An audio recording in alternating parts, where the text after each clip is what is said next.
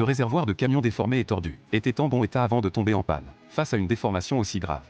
Le chauffeur avait d'abord pensé le vendre à la ferraille, mais cet atelier artisanal de Peshawar lui a dit qu'il n'était pas nécessaire de le remplacer, qu'il pouvait être réparé. Ils ont affirmé que même s'il était réduit à une forme sphérique, ils pourraient le redresser, et que cela reviendrait moins cher que d'en acheter un neuf. Après une série d'opérations effectuées par le maître artisan, le réservoir a effectivement été remis à neuf. Mais comment ont-ils procédé?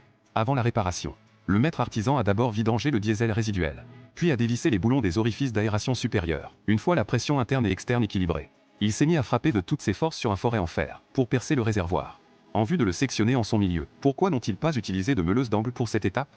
Parce que les résidus à l'intérieur, au contact d'étincelles, le résultat pourrait être celui-ci. C'est pourquoi, pour ne pas mourir prématurément, ils ont choisi la méthode la plus sûre. Une fois la découpe terminée, une cloison sépare les deux parties. Il s'agit de la cloison anti-ballottement dont tous les réservoirs sont équipés, pour empêcher le carburant de se déverser pendant la conduite. Mais maintenant, le maître artisan va la découper, afin de faciliter la réparation du réservoir. Et pour une réparation de haute qualité, on n'utilise que des outils simples. Cet outil est un gros morceau de bois. Ne vous fiez pas à l'environnement ordinaire et à l'équipement rudimentaire. En frappant avec un gros marteau sur les zones déformées, il est possible de redresser et de remodeler le réservoir. Cependant, bien que chaque coup de marteau soit donné avec force, le résultat ne semble pas très visible. C'est pourquoi, pour gagner en efficacité, le maître artisan a décidé de découper également la cloison de l'autre côté.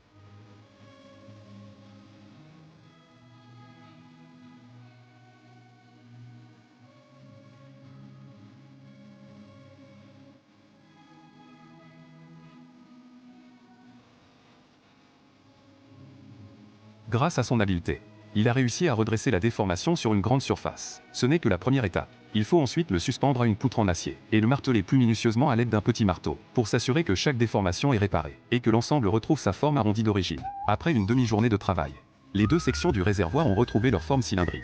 Tout est désormais prêt. Il ne reste plus que la soudure finale pour achever la réparation. La tôle étant trop fine pour être soudée à l'arc, on a donc opté pour une soudure au chalumeau afin de rattacher petit à petit les couvercles des déflecteurs, puis de relier les deux moitiés pour ne former qu'un tout. Cette opération exigeait une soudure solide et étanche, sans le moindre interstice, pour éviter toute fuite d'essence. Mais grâce au savoir-faire exceptionnel du maître artisan, toutes les soudures ont été réalisées, et ce réservoir déformé est désormais réparé, comme s'il n'avait jamais été déformé.